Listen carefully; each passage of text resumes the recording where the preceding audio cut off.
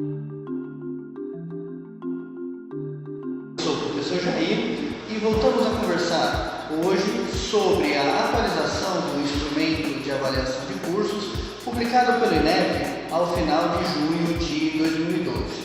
É bom lembrar, desde 2011, o INEP trabalha com um instrumento de avaliação unificado, onde nós temos autorização, reconhecimento e renovação de reconhecimento de cursos, todos dentro de um mesmo documento. A mudança agora é que antes tínhamos os cursos de bacharelado, licenciatura e superiores de tecnologia em um instrumento de avaliação e medicina e direito ainda eram preservados com uma avaliação à parte, com critérios de avaliação à parte. Pois bem, agora nós temos um instrumento único que versará sobre todos os cursos superiores no sistema educacional brasileiro. Sobre a unificação do instrumento com os cursos de Direito e Medicina agregados aos demais no mesmo instrumento de avaliação, nós temos ainda a manutenção de indicadores que serão exclusivos para eles dois. No caso do curso de Direito, principalmente voltados à prática jurídica, escritório de assistência jurídica e alguns poucos componentes. Já o curso de Medicina tem toda uma infraestrutura, regras de segurança, políticas de laboratório, uma série de ações que passam a ter indicadores exclusivos.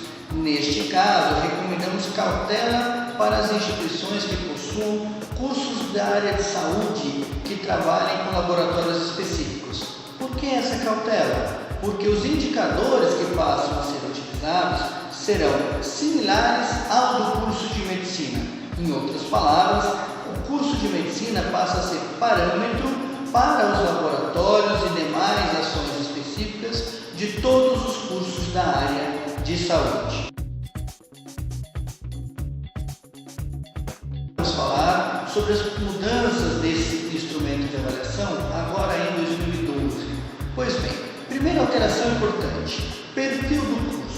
Logo no início, são indicadas descrições que devem ser feitas no perfil do curso que antes não existiam. Primeira delas, agora existirão campos específicos para se indicar a carga horária do curso em horas e a carga horária do curso em horas-aulas ou aulas tão somente como alguns conhecem.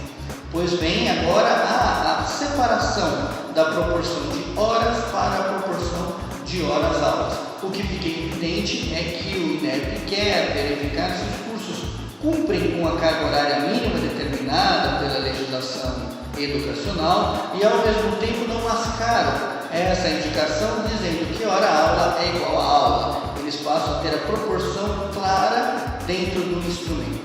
Outra mudança foi a inserção de duas tabelas. Uma onde serão indicados os tempos de permanência de cada um dos docentes do núcleo docente estruturante. Tempo de permanência no núcleo docente estruturante. Portanto, a instituição passa a ser verificada se ela indicou o NDE há mais tempo ou apenas por ocasião do momento da avaliação. Mais uma tabela, como dizemos, são duas. A segunda versando sobre o tempo de permanência do quadro docente no curso. Ou seja, aí o que se está verificando é se o quadro docente indicado para o curso foi contratado naquele momento da avaliação ou ele acompanha o curso há muito tempo. É bom lembrar que esses dois indicativos de tempo de permanência devem ser considerados para os cursos em reconhecimento e renovação de reconhecimento. No caso de uma autorização de cursos, é evidente que nós não teremos aí números muito relevantes. Sobre os doutores. Pois bem, antes o indicador sobre o número de doutores ou a proporção do número de doutores no curso estava agregada ao indicador que versava sobre a titulação estricto sensu do curso como um todo. Não é? Nós tínhamos lá especialistas, mestres e doutores. E havia a menção de que essa proporção de doutores deveria ser de pelo menos 30% do quadro.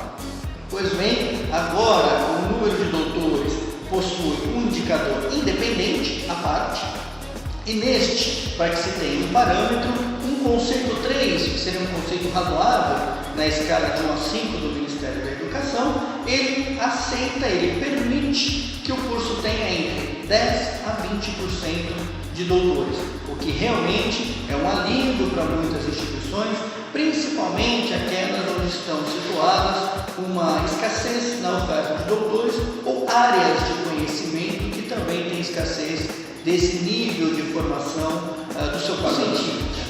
Neste caso, devemos enxergar que o Ministério suavizou no critério de exigência. Por quê? Antes, 80% do quadro era cobrado na sua produção científica, do quadro docente, é claro. Pois bem, agora apenas 50% do quadro docente deverá ter a produção. Mais do que isso, antes eram cobradas de 5 a 8 produções nos últimos 3 anos. Agora são cobradas apenas de 4 a 6 produções nos últimos 3 anos. Em outras palavras, antes, para se obter um conceito 3 na produção científica, precisava-se que 80% do quadro docente tivesse uma produção entre 5 a 8 objetos diferentes. Agora, é permitido que 50% do quadro docente tenha uma produção entre 4 a 6 objetos diferentes nos últimos 3 anos. E sempre frisamos, observe no glossário do instrumento de avaliação o que significa produção científica e se observará que diversas formas e ações serão permitidas para que a escola pontue dentre os seus professores.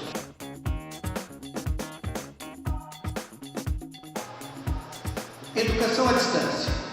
Antes nós tínhamos indicadores de educação à distância apenas para cursos que fossem de instituições credenciadas para o EAD, ou, numa linguagem mais simples, cursos 100% à distância.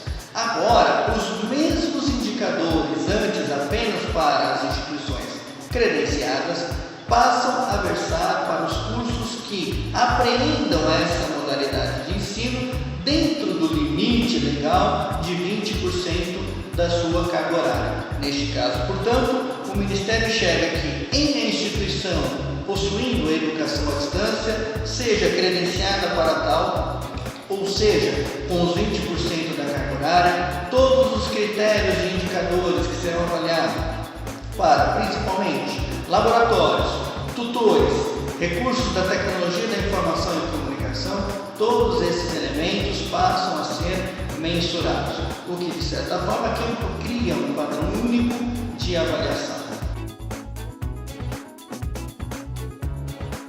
Essas foram as mudanças que nós observamos nesse período mais recente do instrumento de avaliação.